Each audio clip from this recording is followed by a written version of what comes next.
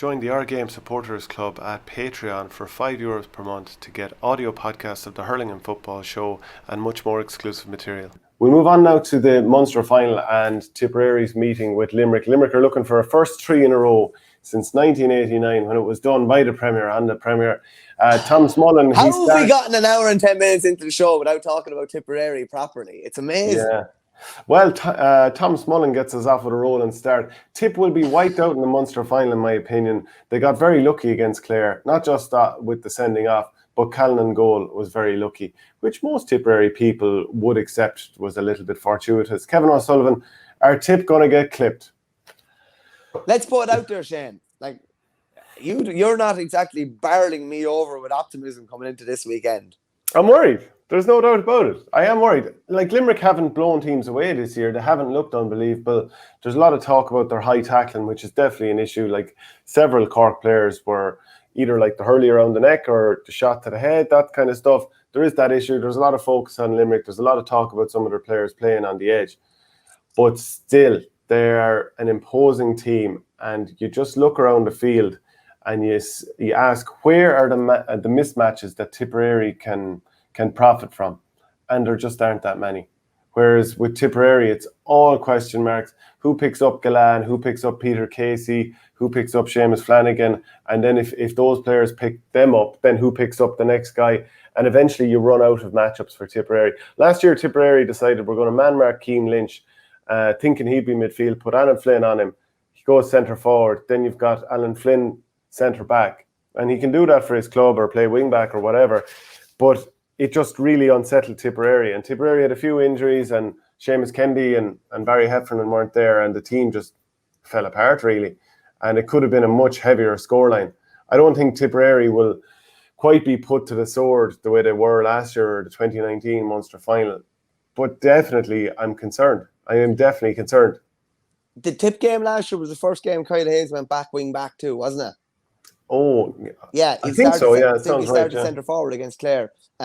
Do you expect any kind of radical kind of move like that on the Limerick point of view? Like, I'll put it this way. Who will Tip be going after, and what can Kylie do to basically make that a disadvantage for Tipperary? Well, like, who can Tip get at here? So I don't think Richie English was particularly impressive the last. I don't think he's quite at the level just yet since doing his cruciate.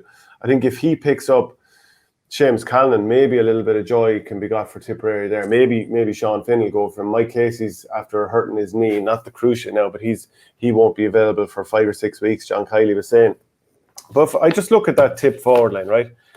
Jake Morris played out in the half forward line the last day, and when he gets the ball in his hand, he can do a lot of damage. He scored 3 points. He did some of those lovely knacky one-handed sort of passes. He looked good, but what about when Diarmaid Burns runs out with the ball, charges out with the ball, Declan Hannon charges out with the ball, Kyle Hayes, even further back, Sean Finn, when Barry Nash come out with the ball? I am worried about that. And, can they get back and tackle Darragh O'Donovan and Cian Lynch and Will O'Donoghue and that? And it's just, unfortunately, I think physically Tipperary don't have the same athletic level. They just don't really. Noel McGrath doesn't look quite himself, taken off midway through the second half the last day.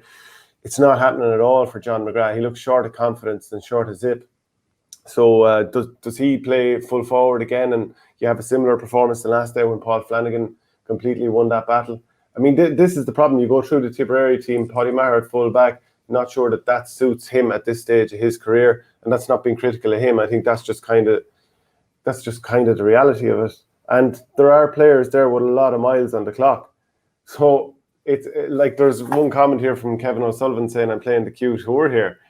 I'm really not. I'm struggling to look at mismatches that are going to benefit Tipperary. Yeah, the Paddy Matter one is really interesting because I'm thinking back to the 2019 Munster final and how they managed to get Peter Casey in the corner, basically. What's this? Good man, Mark. Yeah, not quite to that level, Mark. But read out his comment. Let the people listen to the audio Mark podcast. Corcoran said, "There's nothing that turns on Verney more than a tip man with no confidence." Geez, I don't know about that, but it's I don't know. Yeah, listen, no comment. The 2019 Munster final is interesting because Tip didn't want James Barry following Peter Casey, and that's what ended up happening. And he brought him on a tour of the park that day, and there was so much space in front of him. I think he ended up at 1-5 today. I think he was man of the match that same day. And I'm just kind of thinking, Tip will not want Paddy Maher filling that same role, but it could well be what actually happens if kind of Limerick are clever about it. Do Tip want who do Tip want Paddy Maher picking up in the full forward line? Because basically the way it's worked in games, they've in some games they created the mismatch or the matchup that they wanted in the full back line for Paddy to pick up. He picked up Pat Horgan against Cork, who, with due respect to Horgan, wasn't going to burn him for pace. He picked up other guys in league games that weren't going to burn him for pace. All of a sudden, Clare put Tony Kelly in the full forward line. Barrett picks him up, and Ian Galvin is picking up is on Paddy Maher, and that's not a good matchup. So Casey would be a disastrous matchup for Tipperary to be on Paddy Maher. Who's a good matchup? I'm not so sure. Yeah, well, see, this is the thing. If you were to say the full back line, what matchups would make most sense? And just, forget about the half back line for the moment. You'd say Cathal Barrett and Peter Casey. That's what I'd say. Size, profile, they're both nippy, fast and whatever. And maybe for Tip, you can kind of cancel Casey out. I'd say Barry Heffernan on Seamus Flanagan, just in terms of size profile. I'd like to use Heffernan further out the field, if I'm being honest. But size profile, and he's probably going to be in the full back line, so you might as well go with it. And I think what we saw in the 2019 Munster final, Brendan Maher did pretty well on Aaron Gillane, considering the amount of pressure that the team were under. Gillane got some joy, but I think Brendan did very, very well. Now, maybe he's a couple of years older now and you're in your 30s, maybe that's a little bit more difficult. But if I was to just go with the full back line, based on what's available, maybe that, or maybe give Ronan Maher a go again, full back on Aaron Gillane. I know Gillane got joy last year, but like Tipperary were just, there was so much ball going in, and Tip's attempts to work the ball out, they just got turned over so many times. Would you deviate from that sort of setup like that? Then where does that put Paddy Maher? Do they want to play him as a sweeper and bring an extra man back? But then again, Seamus Kennedy has kind of been the sweeper. That's the question, you see. Yeah, you'd basically be playing Paddy in a role that he hasn't played in this year. It's a role he played in regularly throughout the years. Yeah, and he's a Tip legend here, so I don't want to actually talk him down or anything like that. He's a 6-time All-Star. He's one of the best players of this generation. That's the way it is. But I'm not sure. He doesn't match up well against Hegarty. Doesn't match up well against Tom Morrissey. He wouldn't match up well against Cian Lynch either. And I'm not sure if he matches up that well against any of the guys in the full back line. But I still think he'll be playing. I'm just not sure where. Because some of the young lads who've been tried out for Tipperary this year and the last year or so, they're obviously not doing enough in Liam Sheedy and the coach's eyes to be thrown out there. Like Robert Byrne, he'd got a few games in the league, got himself a red carded stupidly against Westmeath.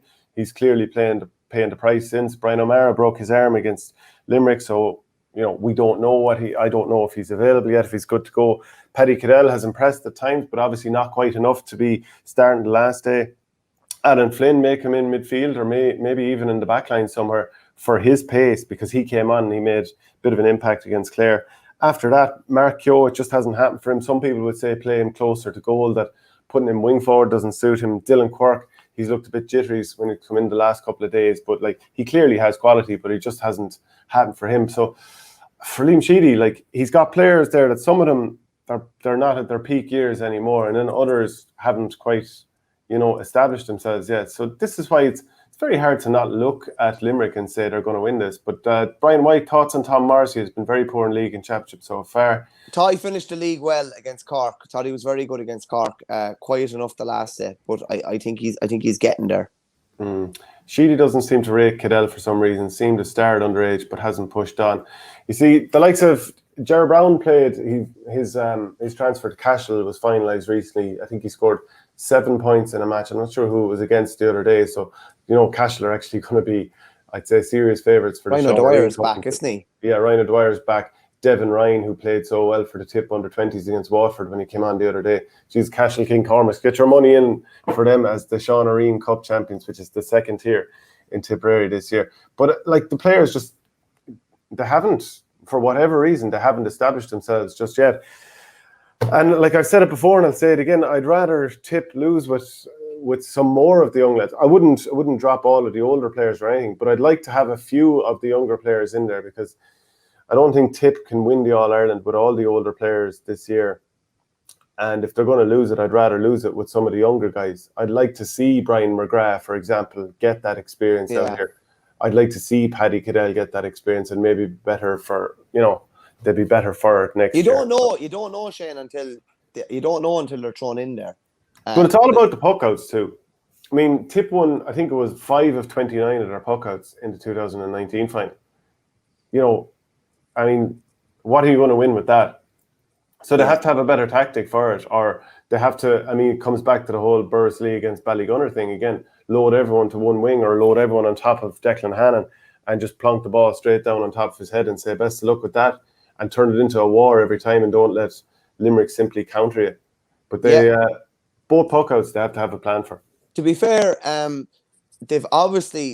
they obviously think there's an issue with puckouts, and that's why they've switched their keeper. I do think Barry Hogan is very flexible with what he can do. You've seen him. He can poke the ball and enter the field, but he can also put the ball through the eye of a needle. And I think that's probably why he's there, for his versatility in deliveries more than anything else. I just think, like, for Tip to win this game, probably the three players that probably have to be really, 8 to 9 out of 10, probably Michael Breen, Dan McCormack, and I would say I'd be amazed if Alan Flynn doesn't start. I think he has to start. I just think he brings way too much mobility to the table. Someone had up there Shorty Matter on Flanagan. Like, I don't know. Flanagan's an unbelievable man at creating a one-on-one for himself as well, and always has space. So I don't think so. But I just can't see Tip winning. I can't see Tip winning this game playing the same team that they played against Clare. It's gonna have to be mixed up. They're gonna have. I said earlier on this year that I couldn't see the two McGraths, Shamie Callan, Bubbles, and Jason Ford in the one forward line. Now we basically saw that the last day, maybe with Noel McGrath out the pitch a bit, but you just will not beat Limerick with that.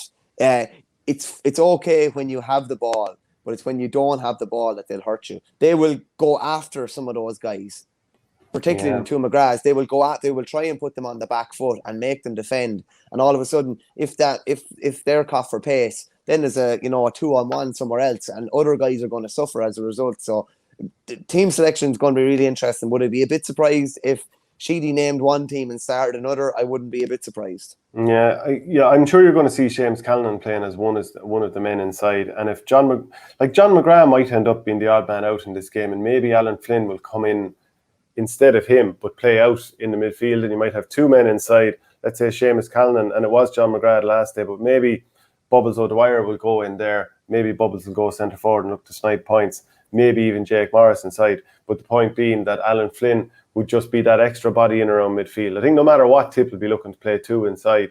Maybe Bubbles sniping from centre forward. Dan McCormack will go midfield. Maybe Breen will be back up to wing forward. For Breen, he's had some big days, but generally they haven't come against Limerick since Limerick really established themselves, Galway or Kilkenny. So he needs to really impose himself on a big game against a big team. And I hope, obviously, as a Tipperary person, I hope he can do that. But in the heel of the hunt, even though Limerick have had some difficulties in the league this year, haven't been perfect, at times weren't brilliant against Cork. They just there's too many good players in there. Like there are some areas where Tipperary can get a bit of joy. I think Barry Nash struggled when he was carrying out the balls a few times the last day. As I said, Richie English wasn't perfect. Declan Hannon didn't get into the game for a long time.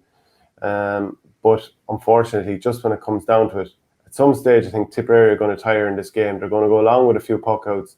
Diarmuid Burns is going to pluck a few out of the sky. Kyle Hayes will pluck a few out of the sky. They'll go on runs. They'll get a few scores. I just think, unfortunately, for Tipperary, they don't have enough players that can turn and beat their man and put Limerick on the back foot. And over the course of a game, when the other team can do that, it kind of comes home to roost. Does the league performance hearten you at all? The draw the first day out. It would give me some reason to be optimistic now, to be honest with you, because there was a couple of things they did that night that would definitely show the Tipper evolving tactically a good bit even again, and that they realise they need to do different things. Number one, they let Limerick have the puck out, then engage them around probably between the 45 and the 65, tried to put them under pressure there. Tip had no interest in goals that night as well. probably for one of the reasons that you said there. Maybe they don't feel that they can take on the Tip or the Limerick backline for pace. So they tried to hurt them from out the pitch, which they did. There was also a crazy work rate that night. They were really getting in Limerick faces, And if you look at the last day, 215 of what they scored against Limerick, or against Clare, I should say, in the Munster quarter-final, was from turnovers. I don't envisage anything like that number against Limerick.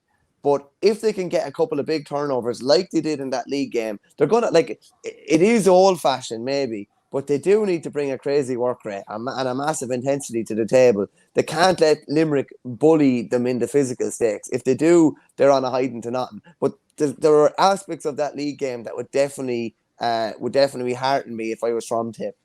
Yeah, well, there's no point in Tipperary losing the same old way. They might as well absolutely flood the middle of the field. But even if they do, and it's a war, and you've 10 Limerick bodies against 10 Tipperary bodies, you're probably still going to lean towards Limerick in that situation. But look, there's still a lot of class in that Tipperary team. If we're just going stick men only, I'm still giving Tipperary the edge, and obviously that'll set the comments flying again. But I just can't see Tipperary quite winning this game. I hope I'm wrong. I hope I'm wrong on this. And I hope maybe one or two players are thrown in that we're not expecting and they somehow hit the ground running and Tipperary get the win. But I think just about Limerick, maybe by 4 or 5. Just going back through the last 4 meetings. So Kylie has lost to Tip once in championship, league or championship actually. And that was the dead rubber in 2019, that last round game that they played. But just the scores from 2018, Limerick 123, Tip 214. That dead rubber game was Tip 122, Limerick 21.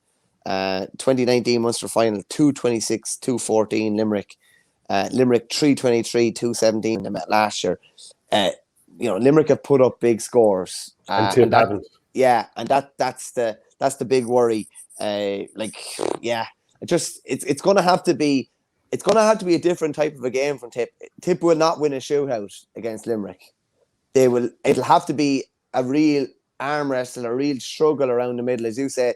It'll have to be, there's going to have to be a lot of hellfire and brimstone from them. And it's not with due respect, it's not something that we generally would associate with Tip. They usually are playing to their strengths, which would be trying to get their hurlers on the ball. They're going to have to. That's why I think there's going to be new personnel needed, particularly around the middle. And maybe Sheedy will have to take a chance or two on guys that he hasn't seen that much of, but guys that can track the Limerick guys, maybe better than some of the more experienced players.